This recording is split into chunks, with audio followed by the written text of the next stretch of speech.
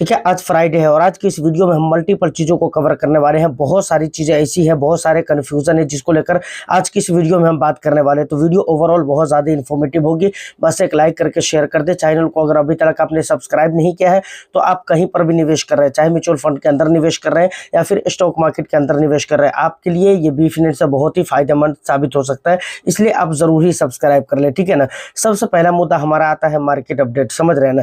सबसे पहली बात अगर हम मार्केट की करें तो इस समय पे मिड कैप और स्मॉल कैप के अंदर आप देखेंगे तो गिरावटें हो रही है और लगभग कहीं पर मिड कैप के जो इंडेक्स है, स्मॉल कैप के जो इंडेक्स है, किसी इंडेक्स के अंदर लगभग 1% की गिरावट हो चुकी है और किसी इंडेक्स के अंदर 1% से ज़्यादा की गिरावट हो चुकी है और कहीं पर 1% के आसपास है।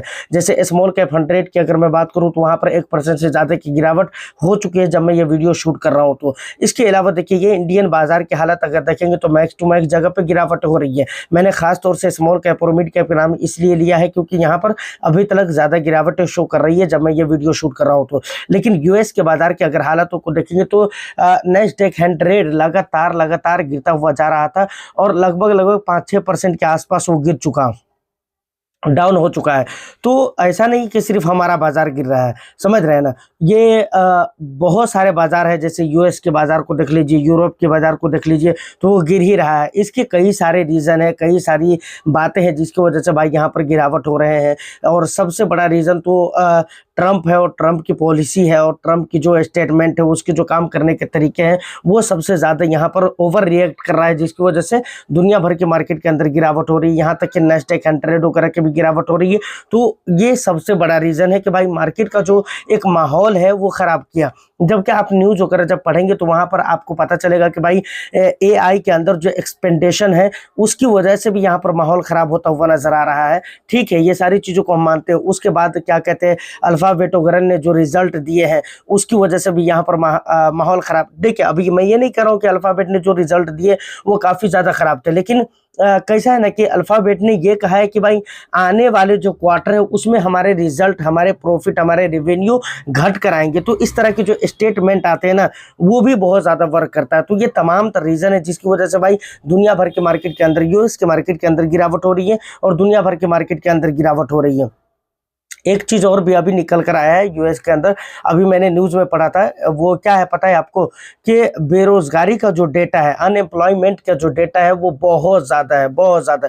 कितना ज़्यादा है इस बात का अंदाज़ा आप इस बात से लगा सकते हैं कि भाई 2008 के अंदर जो लेमन ब्रदर वाला क्रैश आया था, उस टाइम पे जितने लोगों को वर्क से निकाला गया था, नौकरी से निकाला गया था, उसके बाद सबसे बड़ा नौकरी से निकालने वाला जो साल रहा है वो जनवरी 2026 रहा है यूएस के अंदर।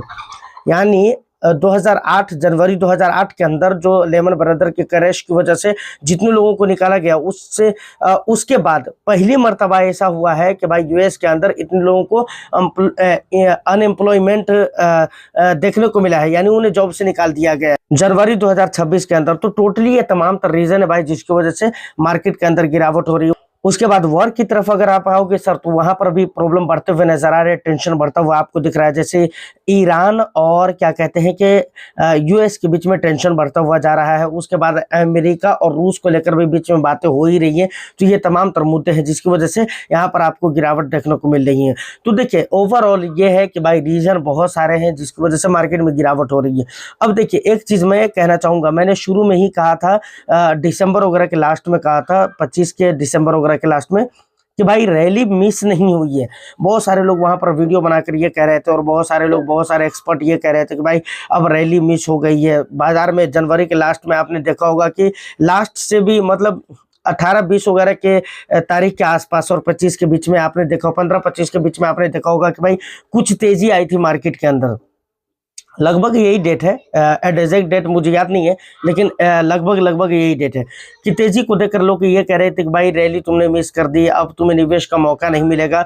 और मैंने वहां पर भी आपको कहा हुआ था कि भाई नहीं, ऐसा नहीं है, निवेश के मौके अभी भतेरे मिलेंगे और अभी आपको मिलते रहेंगे। उसके पीछे का रीज़न मैंने ये भी बताया था कि भाई बाहरी जो रीज़न है वो तो है ही है, प्लस हमारे देश की जो मार्केट है ना वो बहुत ही ज़्यादा ओवर वैल्यूड है। अभी भी मैंने ये चीज़ कहा हुआ था, खासतौर से स्मॉल कैप और मिड कैप के बारे में मैंने वहां पर कहा हुआ था कि भाई अभी काफी ज्यादा ओवरवैल्यूड है और बाहरी रीजन जो है वो ही है, देश के अंदर भी रीजन क्रिएट हो ही रहे टाइम टू टाइम। तो टोटली कुल मिलाकर रीजन थे जिसकी वजह से मैंने आपको ये कहा हुआ था कि भाई यहाँ पर मौके मिलते रहेंगे और वो चीज आज के डेट में मार्केट में देखने को आपको मिल रहा है। अच्छा, कमेंट सेक्शन से एक चीज मुझे और भी पता चला है जो कि बहुत ही इंटरेस्टिंग बात है।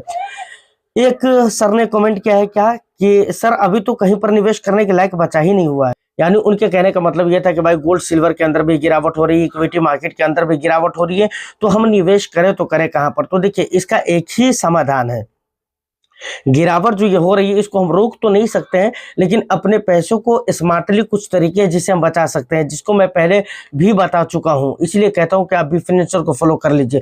वो क्या है कि आप अलग अलग एसेट क्लास लेवल पे आप अपने पैसे को डाइवर्सिफाइड कर सकते हैं। यानी कुछ पैसे आप गोल्ड में भी डाल सकते हैं, कुछ पैसे सिल्वर में भी डाल सकते हैं, कुछ पैसे आप इक्विटी मार्केट के अंदर भी आप डाल सकते हैं। लेकिन बहुत ही लॉन्ग टर्म के लिए अगर आपको जाना है तो आप अपने मैक्सिमम पैसे को इक्विटी के अंदर डालें, क्योंकि अगर बहुत ही 10 साल 15 साल के अगर रिटर्न्स अगर आप देखेंगे CAGR तौर पे, तो गोल्ड ने अगरचे रिटर्न्स पिछले बार में बहुत अच्छा दिया है, लेकिन उसके बावजूद भी लॉन्ग टर्म का जो रिटर्न्स इसका CAGR का रहता है वो कितने परसेंट का रहता है? 10% 12% का रिटर्न्स रह जाता है, 8% 10% का रिटर्न्स रहता है, इससे ज्यादा का नहीं रहता है।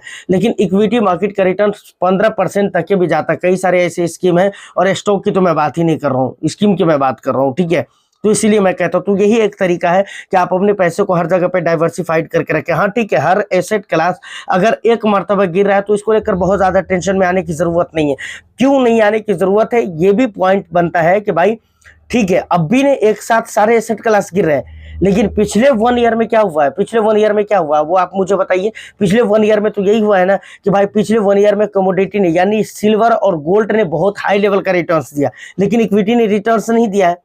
अब भी ठीक है, एक दिन 2 दिन या 1 हफ्ते 2 हफ्ते 1 महीने से अगर लगातार सब गिर ही रहे तो कौन सा फर्क पड़ जाता है। पिछले 1 ईयर में तो रिटर्न्स बना ना आपको गोल्ड और सिल्वर के अंदर, अगरचे इक्विटी में नहीं बना है। तो इस एंगल से भी तो आपको देखना चाहिए ना।